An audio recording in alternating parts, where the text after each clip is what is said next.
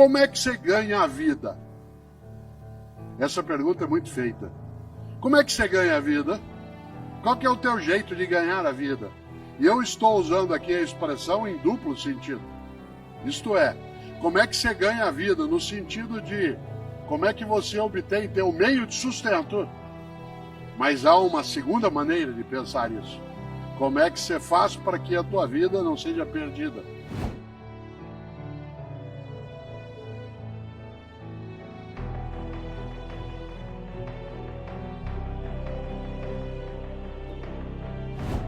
Eu gosto mesmo de lembrar o quanto que é impactante algo que está num dos evangelhos. Para uma pessoa aqui entre nós que tem algum acesso à Bíblia dos cristãos já deve ter notado. Os cristãos têm 4 relatos oficiais sobre a vida de Jesus de Nazaré, que são chamados de evangelhos, os evangelhos canônicos, são 4 deles. 3 deles são sinóticos, isto é, eles contam uma história paralela, que é o Evangelho de Mateus e Lucas, e de Marcos, e um não é sinótico, que é o Evangelho de João. Mas, no Evangelho de Marcos, tem uma expressão, e tanto faz se você tem religião ou não, porque essa é uma escolha tua, tanto faz se é cristão ou cristã, essa é uma escolha tua, você pode ter ou não ter, mas há algumas formas de aconselhamento que nos servem. No Evangelho de Marcos, há ali o registro de uma fala que ele atribui, claro, a Jesus de Nazaré, que está ali no capítulo 8, em que Marcos escreveu uma das frases que mais me perturba, no bom sentido.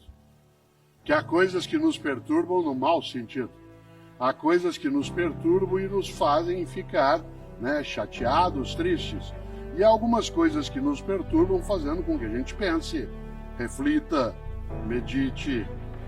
E ali no Evangelho de Marcos, no capítulo 8, ele escreveu, citando, segundo ele, Jesus: de nada adianta a uma pessoa ganhar o mundo se ela perder sua alma. Aliás, o texto original é: de nada adianta a um homem ganhar o mundo se ele perder sua alma. Em outras palavras, de nada adianta você ter tudo se a tua identidade, tua autenticidade, teu propósito, isto é, tua verdade, ela vai por terra, ela desaba, ela é esmagada. Essa frase vale pensar, porque essa frase nos coloca um impositivo, nos coloca algo que a gente chama em filosofia de imperativo, que é nós entendermos que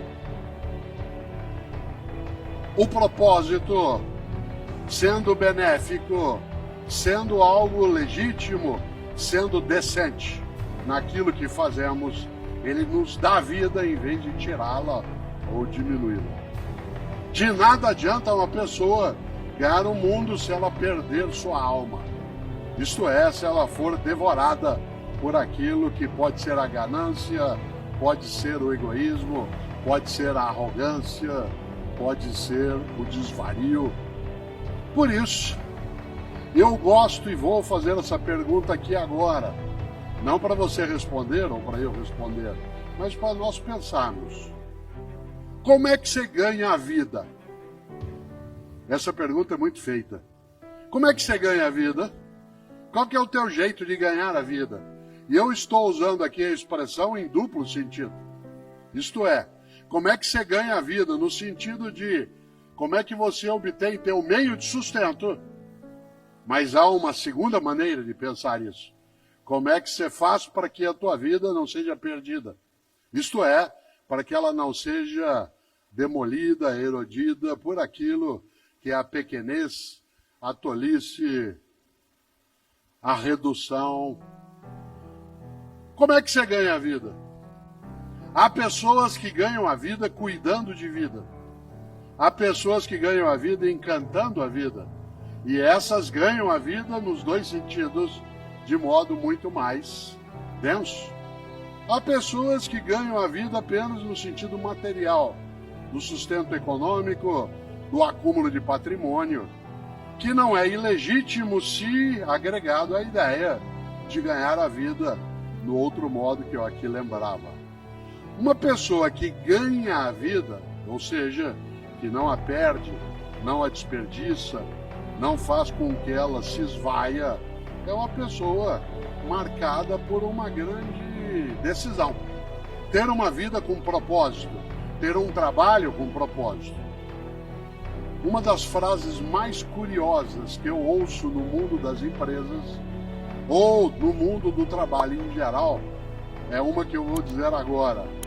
Quando a pessoa vira e diz assim, olha, eu adoro o meu trabalho, mas eu detesto o meu emprego. Eu adoro o que eu faço, mas eu detesto o meu emprego, isto é, o lugar, o modo de ação, aquilo que é necessário que se tenha como convivência. E você tem também o outro modo, é assim, eu adoro o meu emprego, mas eu detesto o meu trabalho. Ou seja, gosto de ali estar, gosto daquela convivência, mas aquilo que faço não me realiza. Uma das coisas mais bonitas, e eu gosto de fazer isso, há um livro que dá título a esta reflexão, chamado Por que Fazemos o que Fazemos? E ele trata disso, né, que eu estou aqui dizendo agora, ele não é o único. Houve uma época em que, ao término de uma atividade, não era tanta gente, havia uma sessão de autógrafos. Hoje a gente não consegue mais fazê-lo pelo número de pessoas e também pela necessidade de proteção nossa em relação a algumas das coisas que nos circundam. Mas hoje há um outro modo, que eu não chamo mais de autógrafo, eu chamo de fotógrafo. Né? O que é isso? É quando eu terminar aqui, quando eu terminar a minha exposição, eu ficarei sobre o palco e, se você desejar, de modo tranquilo, ordenado, você se aproxima com a tua câmera e aí eu fico andando para lá e para cá, que nem um caranguejo, dado que eu tô, né? Vou até lá, depois eu volto, vou até lá e volto, e você faz uma selfie, se você desejar assim. Há pessoas que gostam de fazê-lo, depois posta.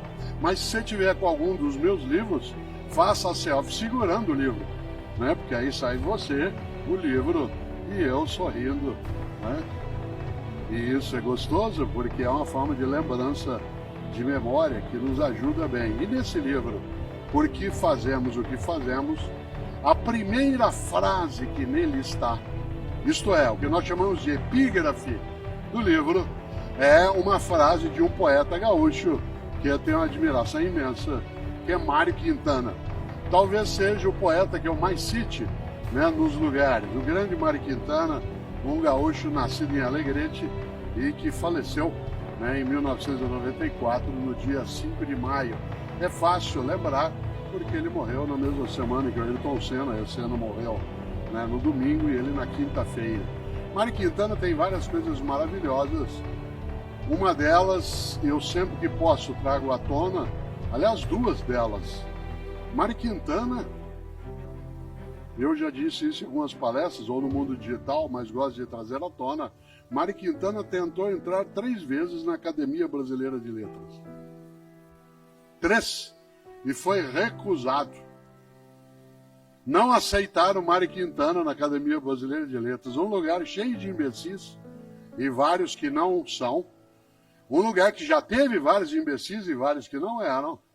Não aceitou Mário Quintana. Aliás, sabe quem não entrou também na academia? Carlos Drummond de Andrade, Clarice Lispector, Monteiro Lobato.